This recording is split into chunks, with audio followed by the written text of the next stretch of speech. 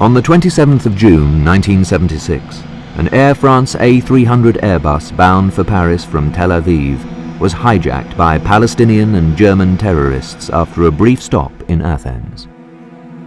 With 254 passengers on board, including many Israeli citizens, the plane was diverted to Africa. It eventually ended up in Uganda, then run by the ruthless dictator Idi Amin, who was in league with the Palestinians. Amin placed armed guards on the plane while the hostages were herded into a disused airport terminal building. Negotiations to secure their release began, with the Palestinians demanding the release of 53 Arab and German prisoners.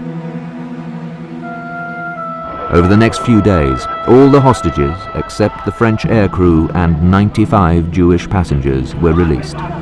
Anxious relatives invaded the residence of the Israeli Prime Minister to urge him to negotiate. But the Israeli government had no intention of doing so. And on the evening of the 3rd of July, Operation Thunderbolt was launched. 4 Israeli Lockheed C-130 Hercules transports, packed with 35 commandos, 52 paratroopers, and a variety of vehicles, headed south towards Entebbe.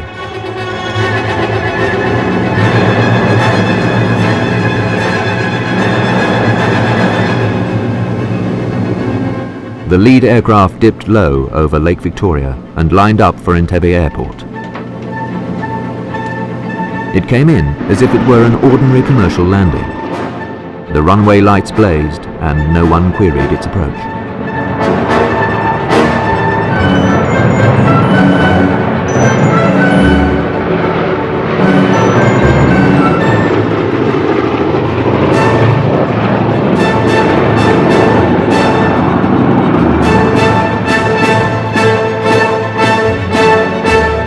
The Hercules stopped briefly as troops leapt out to set up landing beacons for the following aircraft. They then fanned out to seize the new terminal building, control tower and fuel point.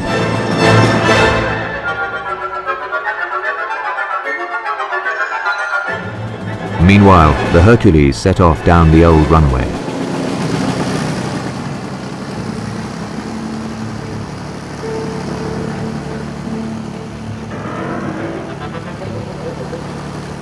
It then halted and turned round.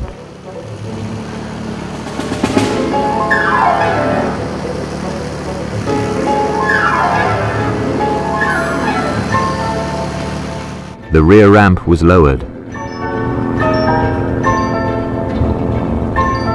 2 Land Rovers and a black Mercedes-Benz limousine packed with commandos drove out.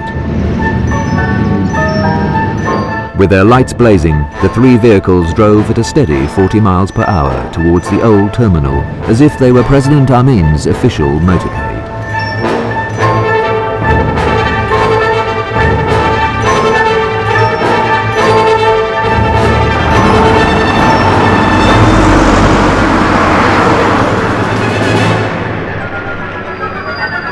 Close to the old terminal, 2 Ugandan guards challenged the leading vehicle. They were quickly shot dead with silenced pistols. Although it had lost the element of surprise, the assault team leapt out and raced towards the old terminal building. Bursting into the building, the commandos opened fire on a Palestinian terrorist who fell dead. Meanwhile, about 7 minutes after the first Hercules had landed, the next 2 arrived. The runway lights had now been switched off, but the beacons guided them in.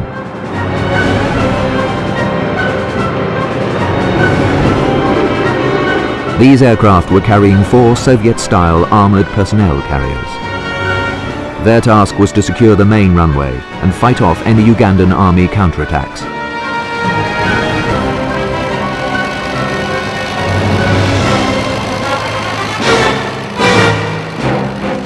All 3 aircraft now took up positions at the end of the runway, with their engines running so that they could depart at a moment's notice.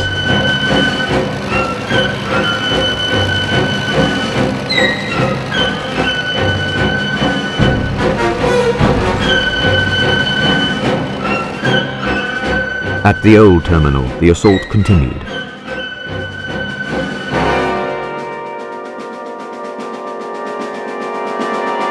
4 terrorists were guarding the hostages in the main concourse area, and 3 were resting in the adjacent VIP lounge.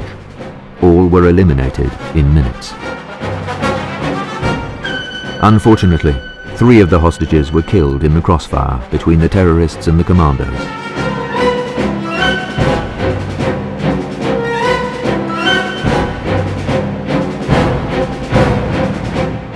A number of Ugandan army soldiers were also killed during the brief firefight before the building was secured. During the assault, the commandos used loudhailers, shouting to the hostages, "Keep down," in Hebrew and English. Outside the terminal, the only commando killed during the raid, the assault forces commander, Lieutenant Colonel Yonatan Netayahu, was hit by a bullet from the control tower. The Ugandan troops who fired it were swiftly wiped out by heavy return fire.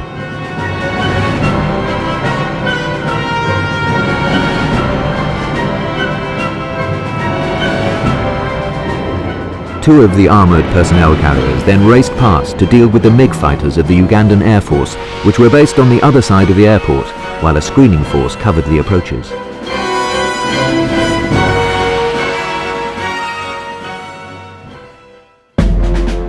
The Ugandan Air Force was quickly dealt with, thus removing any possible threat to the Hercules when they departed.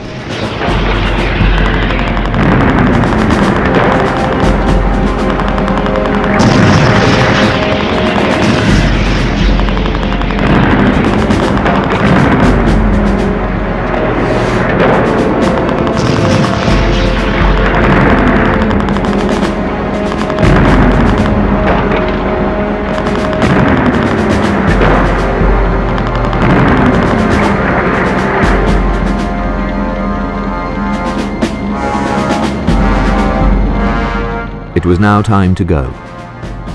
The 4th Hercules had landed and now taxied up to the old terminal. The hostages were rushed out of it, and the plane turned back towards the main runway.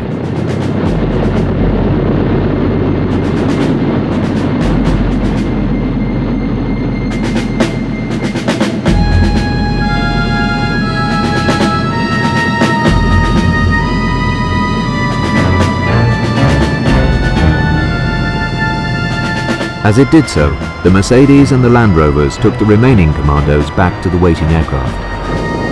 With their mission accomplished, they drove back on board and away.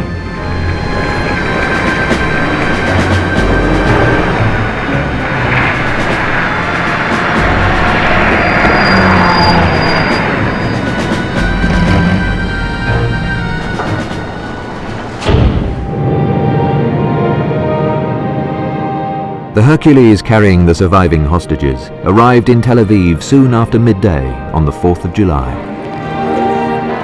They were greeted rapturously by family and friends, and spontaneous celebrations broke out all over Israel as the news of the rescue spread.